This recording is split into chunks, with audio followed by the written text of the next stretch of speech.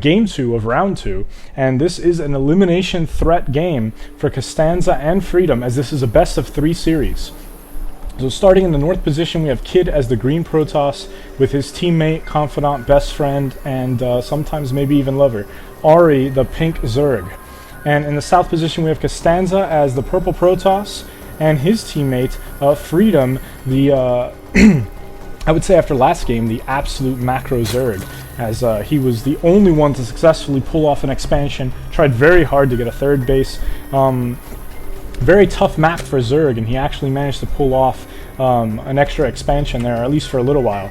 So we'll go ahead and see what he does on this map. This map a little bit friendlier to Zerg, a little bit smaller of a map though, slightly larger ramp, making it a little bit more difficult to wall off.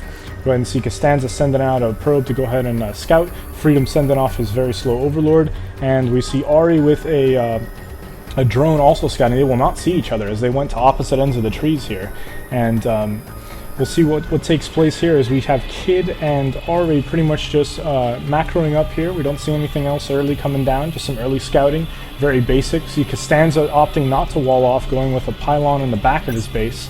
And also Freedom still macroing up as well.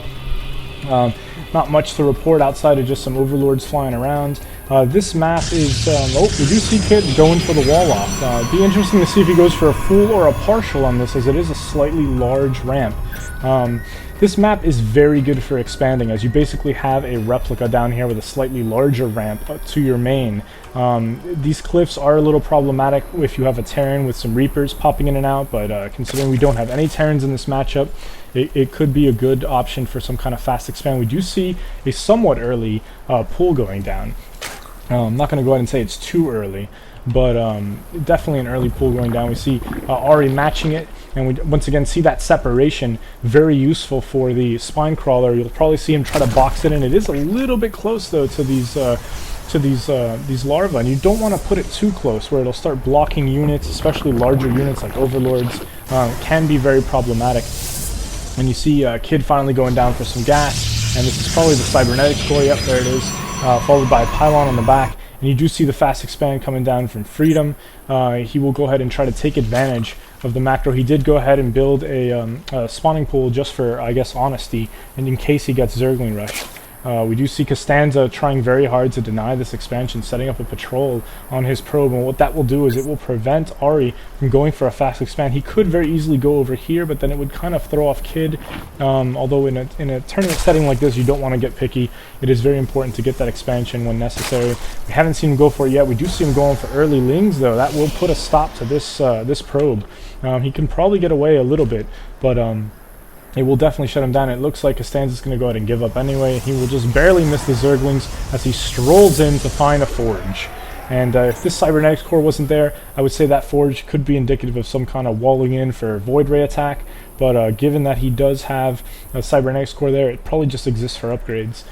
Still a little early though to see a forge for upgrades. A lot of better things to be building right now. We do see Costanza trying to get some. Oh, and he gets popped by the spine crawler. That's a nice how do you do.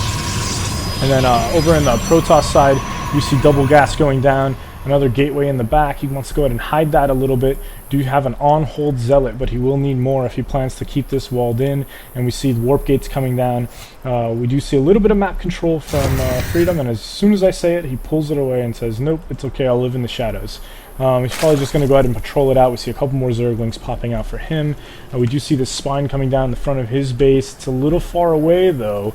When you go ahead and compare this to the box in over here, even though this larva positioning is very unfortunate, this is way too easy to surround with Zerglings, especially powerlings, and it's very easy to run in here, take this out, and then hit this base. We do see a nice little mass of Zerglings coming here. No speed yet. It does have that underway. It's almost ready.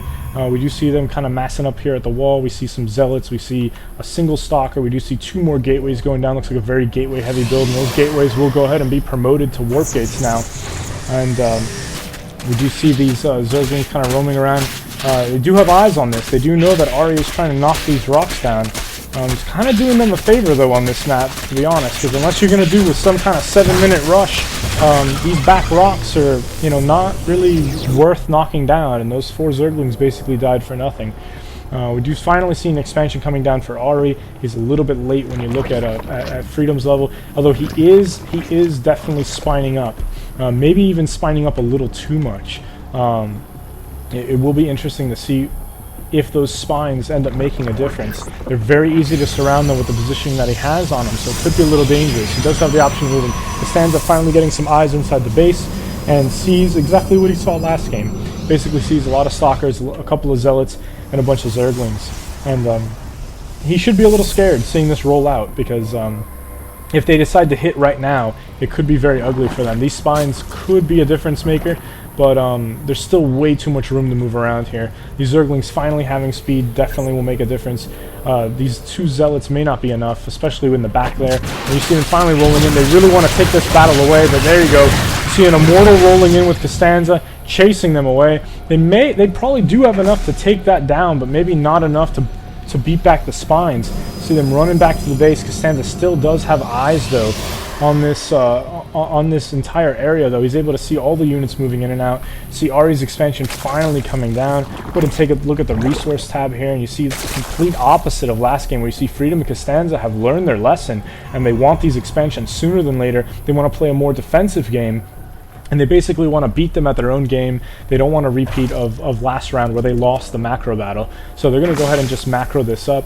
You don't even see really a lot of teching. I mean, we see Lair here, but he hasn't done anything with it. And you see Costanza building up a little bit, but not even a lot of warp gates. You know, he's just really going for this defensive build. He just really wants to be able to take this out.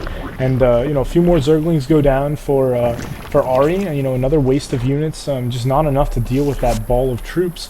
And it's not that this ball is overly difficult. I mean, it's very Baneling vulnerable right now, given all these light units. But he just doesn't have enough Zerglings to really do any kind of harass. I'd like to see him try to roll some Banelings in here. This little side pocket, you can't really tell from this angle, but you can actually move troops in through here. And it's a great tactic to just roll the Banelings right into the mineral line on the expansions. And we just haven't seen any Baneling attempts at all from Ari. He's only got one gas as it is. He's not really using it for anything, but still, at this point in the game, you want to have more gas. We're already at the 10-minute mark, entering the mid-game. Haven't really seen much action outside of that one early attack and a little bit of failed attempts to harass.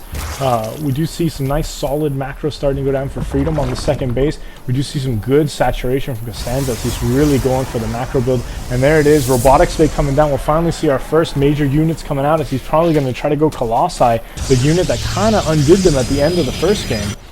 And with this very, very heavy light unit army, you know, those stalkers aside, it's going to be very difficult for them to counter a Colossi with their current unit composition. They really need to try and step this up, try to get some kind of mix of troops in here, because with the lack of attacking, they're just not doing anything right now other than just sitting there and, you know, just waiting for an attack.